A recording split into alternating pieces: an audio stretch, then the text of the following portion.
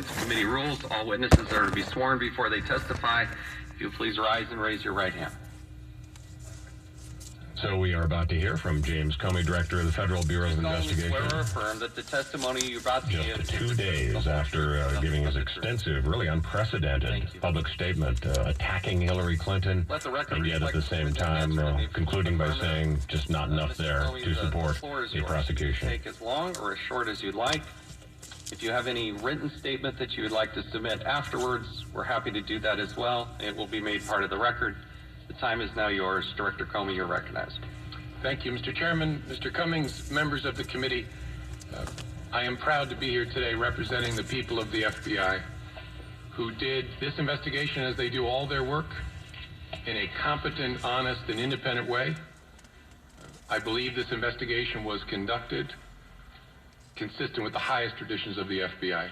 Our folks did it in an apolitical and professional way, including our recommendation as to the appropriate resolution of this case. As I said in my statement on Tuesday, I expected there would be significant public debate about this recommendation, and I'm a big fan of transparency, so I welcome the conversation we're going to have here today. And I do think a whole lot of folks have questions about, so why did we reach the conclusion we did, and what was our thinking? And I hope very much to get an opportunity to address that and to explain it.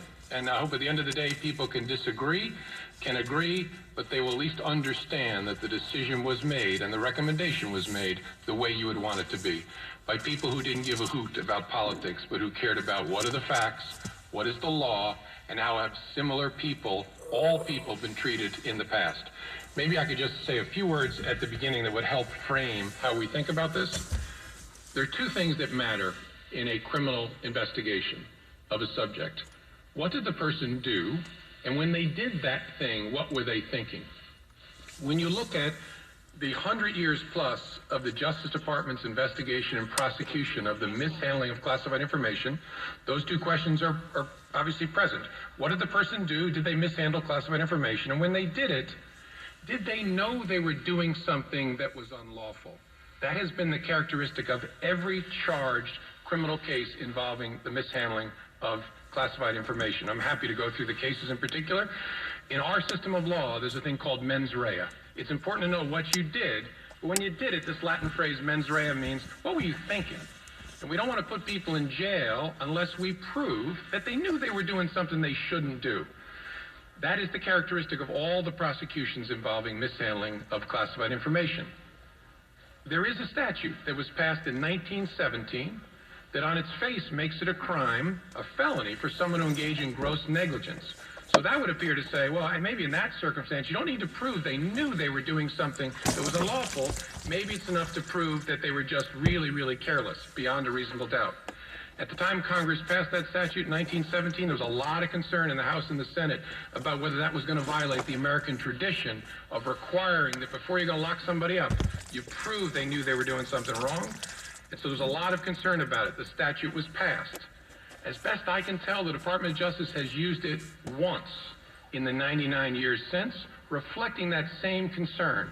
I know from 30 years with the Department of Justice, they have grave concerns about whether it's appropriate to prosecute somebody for gross negligence, which is why they've done it once that I know of in a case involving espionage.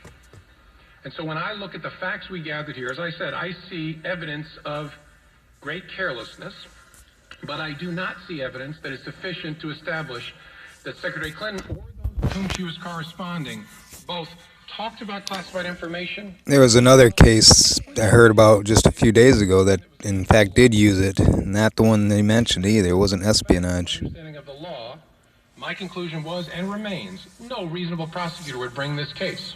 No reasonable prosecutor would bring the second case in 100 years focused on gross negligence. And so I know that's been a source of some confusion for folks.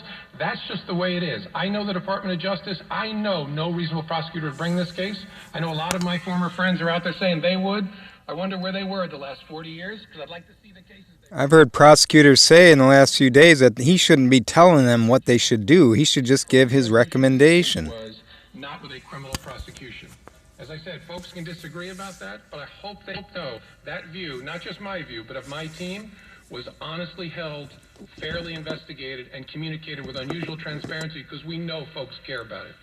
So I look forward to this conversation. I look forward to answering as many questions as I possibly can. I'll stay as long as you need me to stay because I believe transparency matters tremendously, and I thank you for the opportunity. Thank you, Director. I'm going to recognize myself here. So that was the brief statement by James Comey, and now question.